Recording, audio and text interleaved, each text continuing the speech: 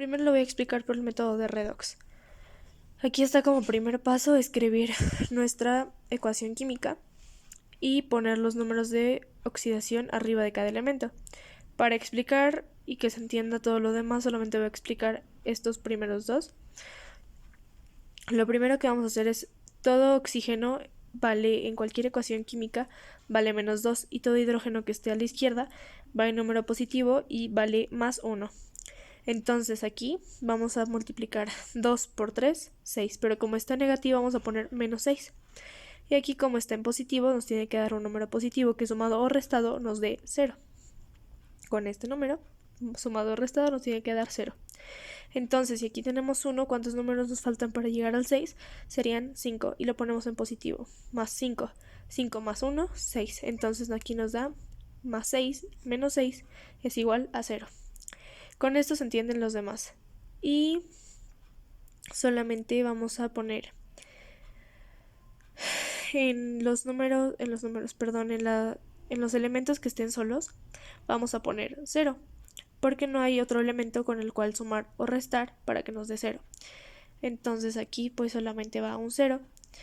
Como segundo paso vamos a poner cuáles elementos fueron los que aumentaron o disminuyeron.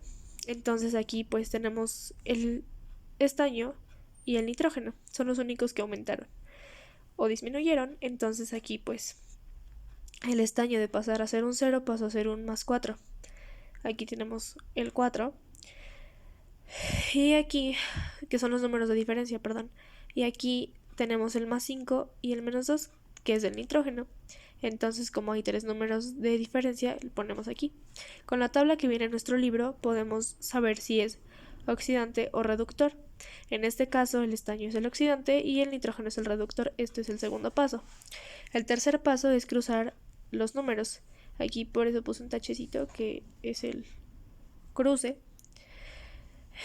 Y en este caso el estaño nos dio 4.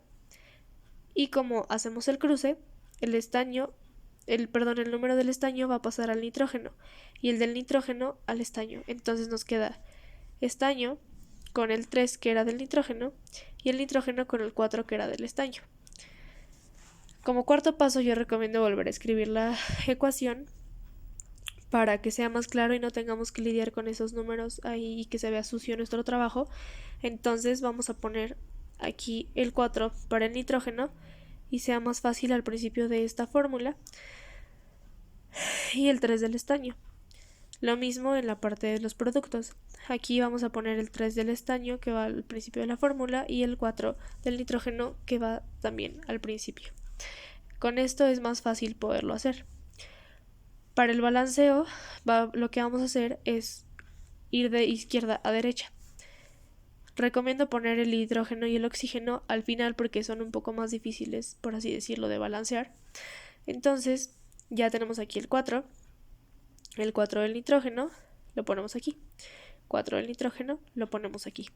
Esto es para que se haga, estos números los puse al principio para que se haga más fácil el momento de balancear nuestra ecuación. Entonces aquí comenzamos con el 3 del estaño.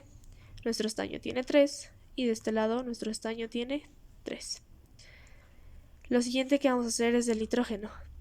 El hidrógeno.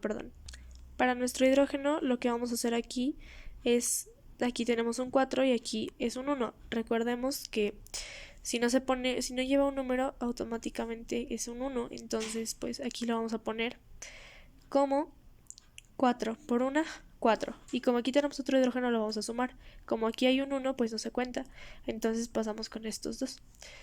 4 más 2, 6. Entonces aquí ponemos nuestro 6 del hidrógeno. Esto es de la parte de la reacción y del producto pasamos 3 por 2, 6, que es nuestro 6 aquí. Y como ya no hay más hidrógenos, ponemos directamente el 6. Pasamos con nuestro oxígeno. 4 por 3, 12.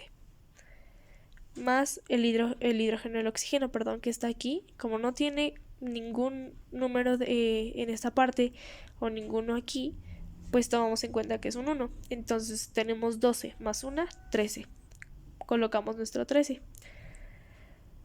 Y en esta parte, en nuestro oxígeno, 3 por 3, 9.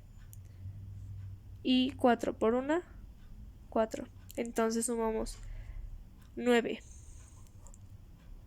más 4. Tenemos un 13 exactamente.